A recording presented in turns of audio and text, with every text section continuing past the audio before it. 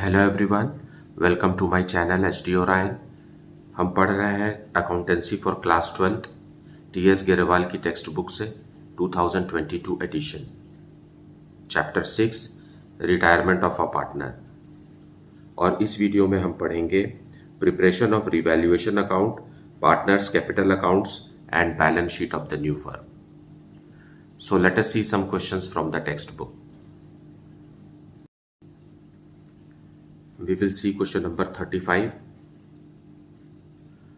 Chintan, Ayush and Sudha were partners in a firm sharing profits and losses in the ratio of 5:3:2. On 31st March 2019, their balance sheet was as follows. So यहाँ balance sheet दिया हुआ है चिंतन, आयुष और सुधा का. On the liability side, we are having capitals of the partners Chintan, Ayush and Sudha, provident fund, general reserve and creditors. Fine. उसी तरीके से एसेट्स के तरफ है plant and machinery, furniture, stock, debtors less provision for doubtful debts and cash at bank. So ये हमारा balance sheet है. और एक्स्ट्रा इन्फॉर्मेशन में जो नीचे दिया हुआ है उसे देखें. Chintan retired on the above date and it was agreed that debtors of ₹5,000 were to be written off as bad debts and a provision of 5% on debtors for bad and doubtful debts was to be created. So 5,000 rupees का debtors जो है वो bad हो गया और हमें 5% नया provision बनाना है. Goodwill of the firm on Chintan's retirement was valued at ₹1 lakh and Chintan's share of the same will be adjusted by debiting the capital accounts of Ayush and Sudha, जो कि एक ट्रीटमेंट ऑफ गुडविल ही है. अगर ये सेंटेंस यहाँ नहीं लिखा होता तो भी हमें इसी तरीके से ही ट्रीटमेंट ऑफ गुडविल करना है. Stock was revalued at ₹36,000. Furniture was under valued by ₹9,000, मतलब 9,000 से इसे बढ़ाना है. Liability for workmen's compensation of ₹2,000 was to be created. Chintan was to be paid ₹20,000 by cheque and the balance was to be transferred to his loan account. Pass the necessary journal entries in the books of the firm on Chintan's retirement. So, चिंतन के retirement में हमें journal entry करना है. Let us see the solution. So, solution 35, journal entries we have to pass on Chintan's retirement, that is on 31st March 2019. So, 31st March 2019. पहले हम revaluation से related journal entries करेंगे, लेकिन उसके पहले डेटर्स से रिलेटेड जर्नल एंट्रीज करेंगे. हमारा डेटर्स जो है बैड हो गया है 5,000 रुपीज़ से. So we will decrease debtors. So bad debts account debited to debtors. 5,000 rupees से पैसा डूब गया, being bad dates.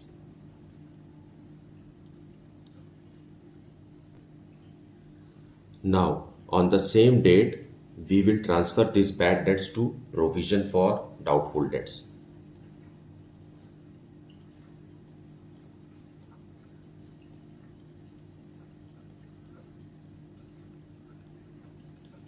Provision for doubtful debts को डेबिट करके हम बैड डेट्स को क्रेडिट करके क्लोज कर देंगे. 5,000 रुपीज़ हमने जो प्रोविजन बनाया था उस प्रोविजन का इस्तेमाल किया है, being transferred.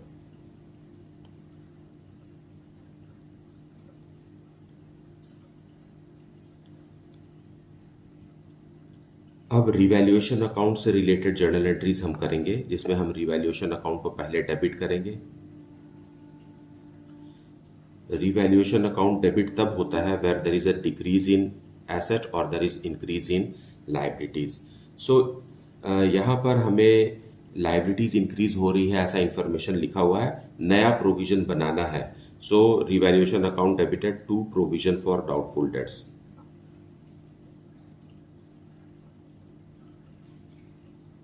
Now provision for doubtful debts में डेटर्स है हमारे पास 60,000 रुपीज़ का, जिसमें से 5,000 हैज़ बीन प्रूव्ड बैड, ये पैसा डूब गया है.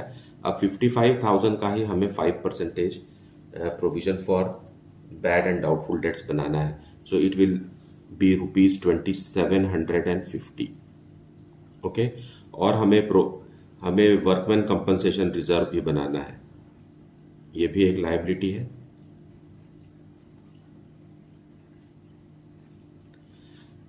ये ₹2,000 से. इस तरीके से रिवैल्यूएशन अकाउंट डेबिट हो जाएगा ₹4,750 से. Being increase in liabilities.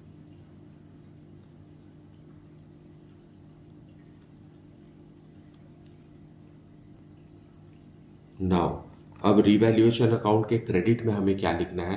तो क्वेश्चन में जो जानकारी दी हुई है उसके हिसाब से दो ऐसे आइटम है जिसे हमको रिवैल्यूएशन अकाउंट के क्रेडिट में लिखना है. That is increase in stock. So stock का वैल्यू बढ़ रहा है. इंक्रीज इन स्टॉक ₹6,000 से बढ़ रहा है. उसी तरीके से फर्नीचर भी अंडर वैल्यूड था, उसे भी हम वैल्यूज के ऊपर लाएंगे ₹9,000 से.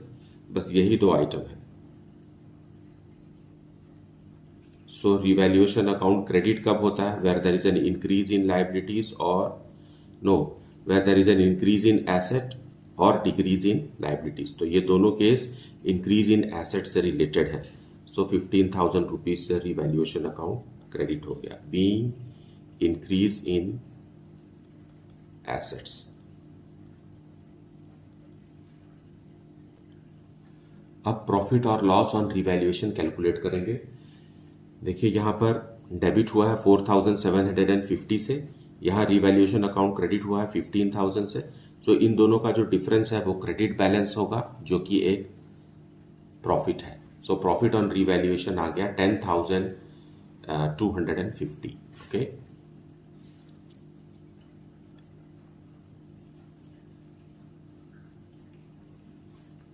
सो रिवैल्यूएशन अकाउंट डेबिट आ जाएगा 15,000 minus 4,750. So it is how much? 10,250.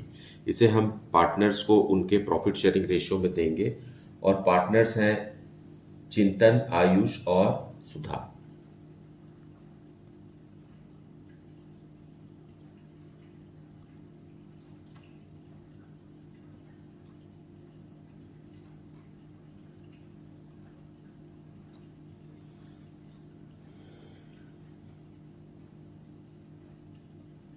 इनका प्रॉफिट शेयरिंग रेशियो है 5:3:2.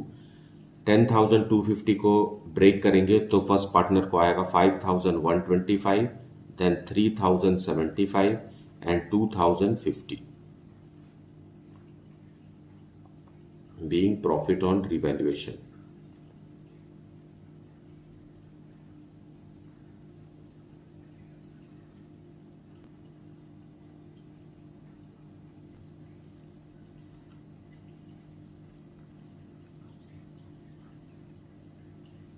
अब बैलेंस शीट के लायबिलिटीज में हमारे पास प्रोविडेंट फंड है और जनरल रिजर्व है, जिसमें से प्रोविडेंट फंड को कभी भी नहीं बांटना है और जनरल रिजर्व को ओल्ड प्रॉफिट शेयरिंग रेशियो में हम पार्टनर्स को दे देंगे. सो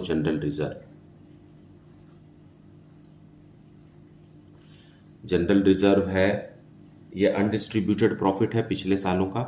सो 20,000 को हम तीनों पार्टनर्स को देंगे.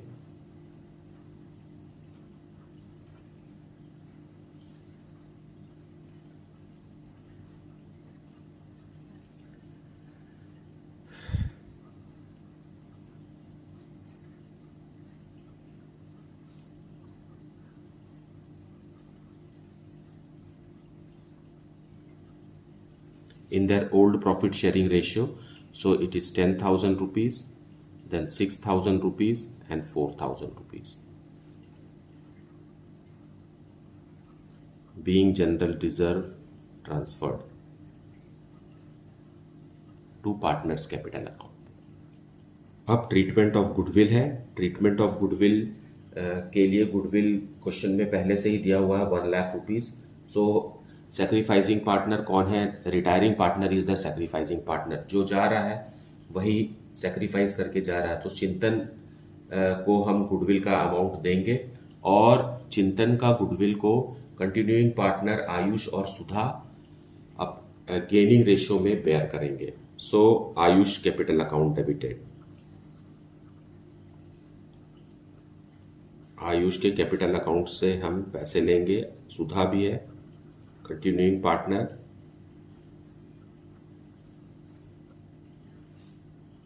और जो रिटायरिंग पार्टनर है उसे हम दे देंगे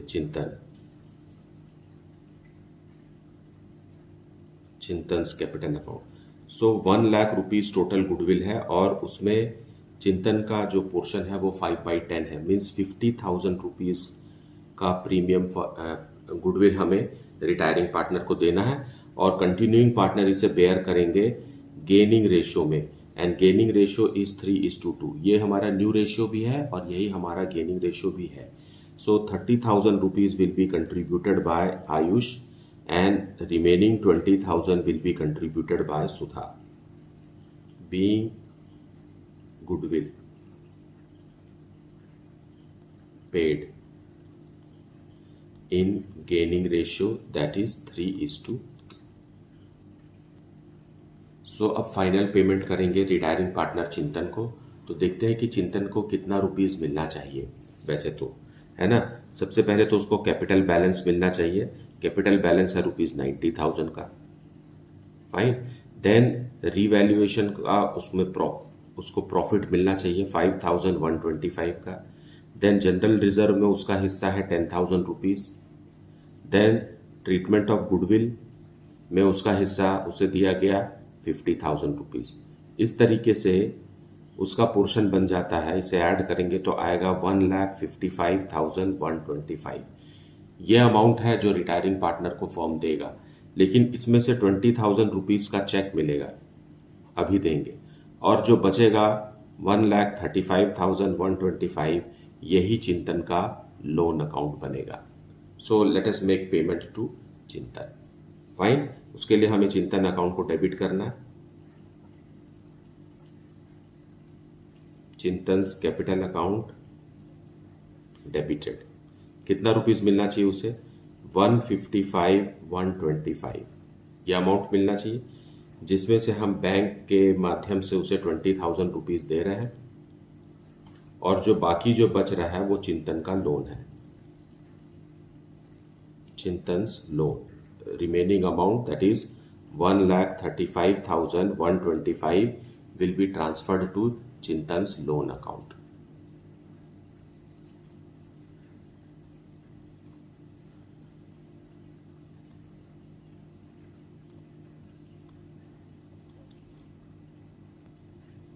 So this is the solution for question number 35.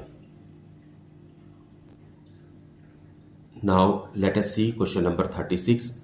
Prakash, Naresh and Saurabh are partners sharing profits in the ratio of 3:2:1.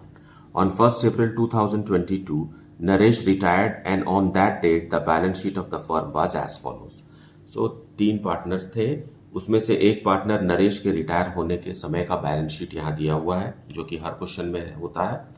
General reserve, sundry creditors, bills payable, outstanding salary, provision for legal damages and capitals of the partners, ये liabilities side है।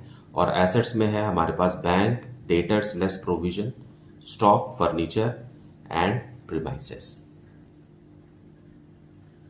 Additional information में लिखा हुआ है premises have appreciated by 20%, stock depreciated by 10%, and provision for doubtful debt was to be made 5% on debtors। ठीक है। Further provision for legal damages is to be made for ₹1,200 and furniture to be brought up to ₹45,000। So these are the information related to revaluation account. Goodwill of the firm is valued at ₹42,000. ₹26,000 from Naresh capital account be transferred to his loan account and balance be paid through bank. If required, necessary loan may be obtained from bank। मतलब नरेश जो retire हो रहा है उसका 26,000 firm future में कभी देगी, इसलिए उसे लोन अकाउंट में ट्रांसफ़र करना है। लेकिन बाकी का जो पैसा है वो उसे तुरंत पे किया जाएगा, उसके लिए फर्म को लोन भी, बैंक से लोन भी लेना पड़ सकता है। Okay, now new profit sharing ratio of Pankaj and Saurabh is 5:1। Now यहाँ देखिए कंटिन्यूइंग पार्टनर का जो प्रॉफिट शेयरिंग रेशियो है वो चेंज हो गया है. As a result we will have to calculate gaining ratio. Find for treatment of goodwill. Give the necessary ledger accounts and balance sheet of the firm after Naresh's retirement. So let us see the solution. So solution 36 we will see. Revaluation account बनाना हमें. Ledger accounts में सबसे पहले हम debit side लिखते हैं. Debit side हमें लिखना है डिक्रीज इन एसेट या increase in liabilities. So stock का वैल्यू कम हो रहा है. So to stock, it is decreasing by 10%. So 10% 9,000 का 900 rupees. Then provision for legal damages हमें बनाना है.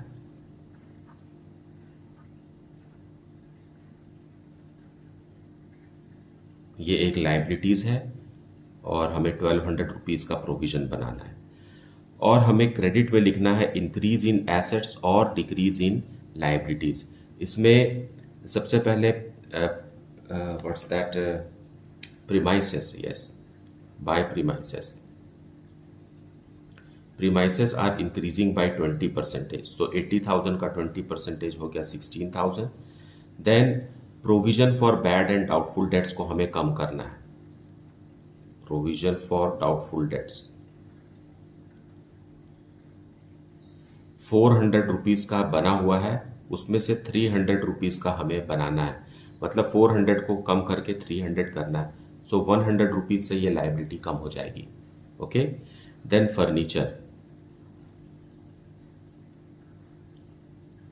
फर्नीचर भी इंक्रीज हो रहा है 4,000 रुपीज़ से. नाउ यहाँ प्रोविजन के बारे में ये कहें कि क्वेश्चन में कहा है कि 5% प्रोविजन फॉर डाउटफुल डेट्स बनाइए. सो 60,000 का 5%, नॉट 60,000, इट इज़ 6,000 का 5% 300 रुपीज़ होता है. और पहले से ही 400 रुपीज़ का बना है तो हमें उसे 300 करना है, इसलिए 100 रुपीज़ प्रोविजन का कम किया जा रहा है. Okay. Now we will grand total it 20,100. Credit side ज़्यादा है. कितना ज़्यादा है? 18,000 रुपीज़ ज़्यादा है. So it is profit on revaluation. Profit on revaluation जो है पार्टनर्स को दिया जाएगा उनके प्रॉफिट शेयरिंग रेशियो में. That is 3:2:1.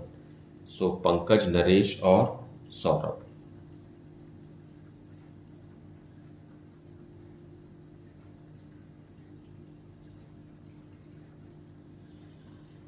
So it will be 9,000, 6,000 and 3,000 to the partners.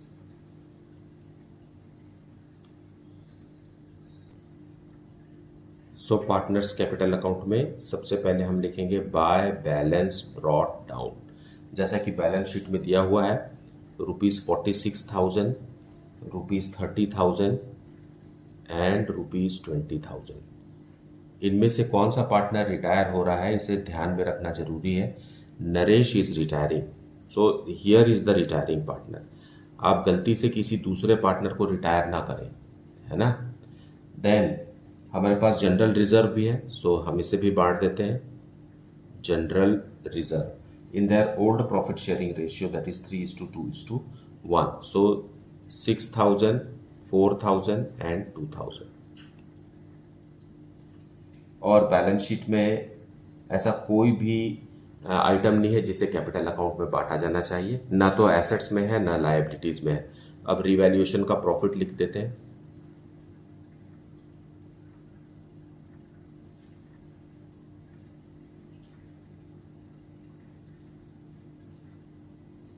Now, for treatment of goodwill, we will have to calculate sacrificing and gaining ratio. So, इनका old ratio जो था, old ratio है 3:2:1 और new ratio जो है वो दिया हुआ है क्वेश्चन में 5:1. You see who is retiring? Naresh is retiring. This is the partner who is retiring. अब नरेश के जाने से न्यू रेशियो 3:1 बनना चाहिए था, लेकिन यहाँ बन गया है 5:1. सो हम पहले सैक्रिफाइसिंग और गेनिंग रेशियो कैलकुलेट करेंगे जिससे कि हम ट्रीटमेंट ऑफ गुडविल कर सकें. So Pankaj, continuing partner Pankaj. So gaining ratio is equal to new ratio minus old ratio. Okay, so new ratio क्या है पंकज का 5/6 माइनस ओल्ड रेशियो क्या है 3/6। उसी तरीके से दूसरा जो पार्टनर है सौरभ,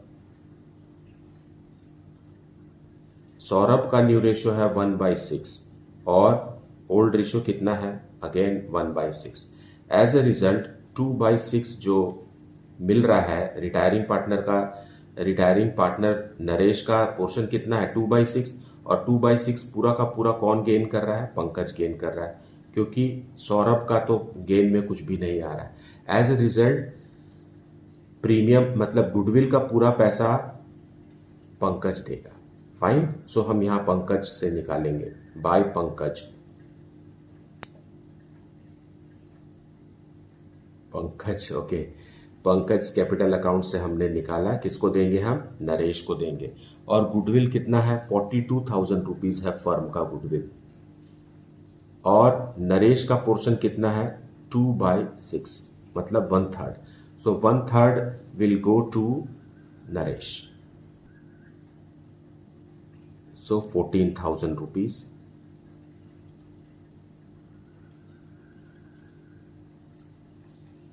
नरेश को पंकज देगा, इसलिए पंकज के कैपिटल अकाउंट से हमने उसे माइनस कर दिया।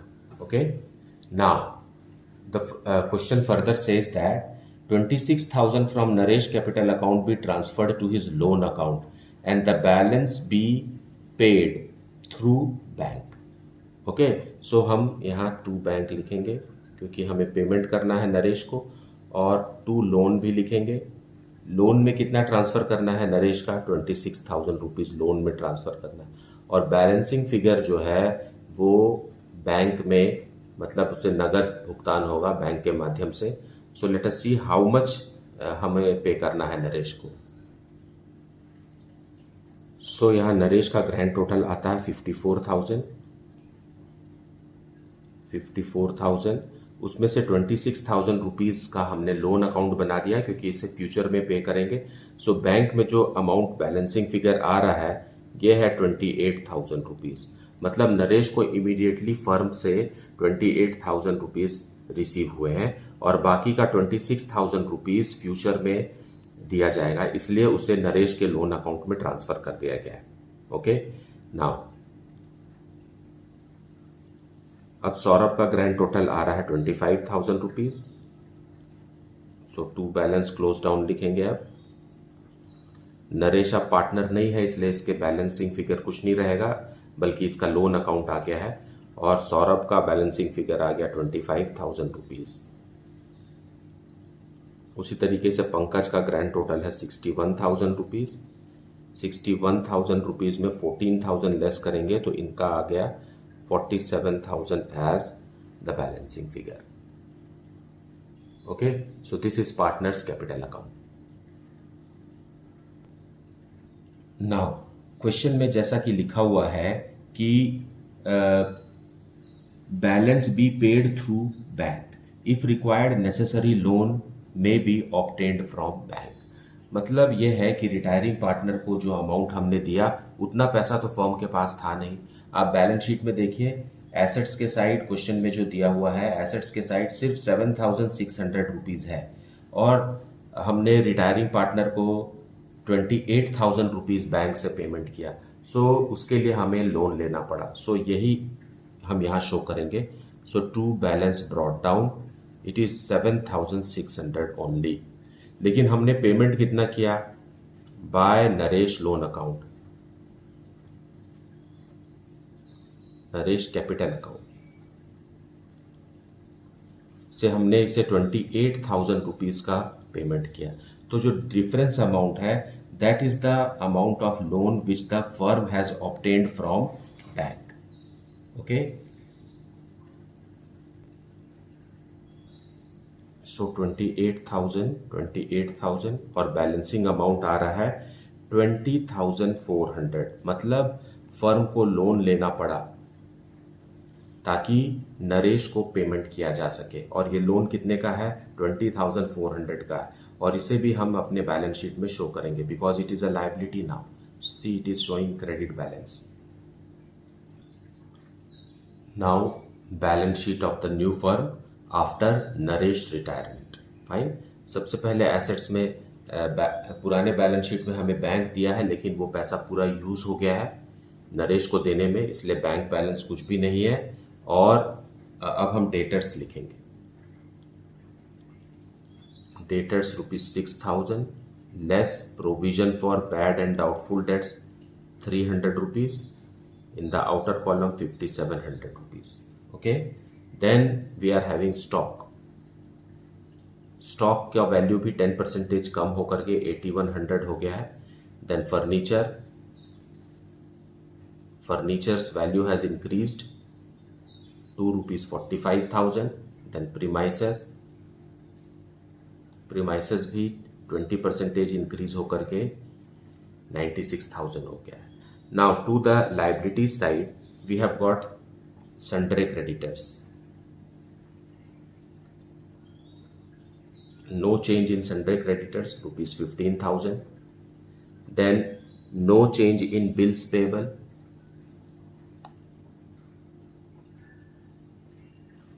₹12,000.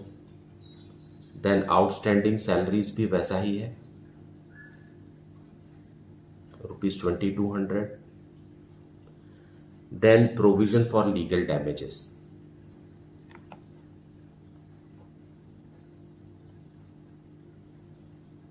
₹1,200 से इंक्रीज हो गया और ये हो गया अब 7,200.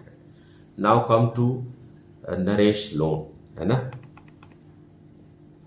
नरेश का लोन है, अभी भी क्लियर नहीं किया है फर्म ने, ₹26,000. और नरेश को जो भी पैसा मिला उसके लिए हमने बैंक लोन लिया है. So bank loan is also there for 20,400. Now we will write capitals of continuing partner Pankaj. जो क्लोजिंग बैलेंस है वो हमें लिखना है ₹47,000. और दूसरा कंटिन्यूइंग पार्टनर है सौरभ, इसका क्लोजिंग बैलेंस है ₹25,000.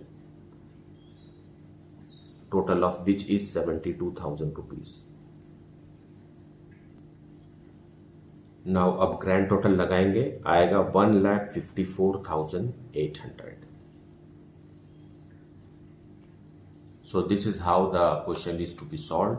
मुझे उम्मीद है कि आपने वीडियो को पूरा देखा है और एक्सप्लेनेशन को भी अच्छे से सुना है. Please do not skip the explanation part. इसके बावजूद भी अगर आपको कुछ डाउट है, then please put it in the comment section. Thank you so much for liking, subscribing and sharing the channel. And if you have not yet, then please do like, subscribe and share the channel. Thank you so much for watching.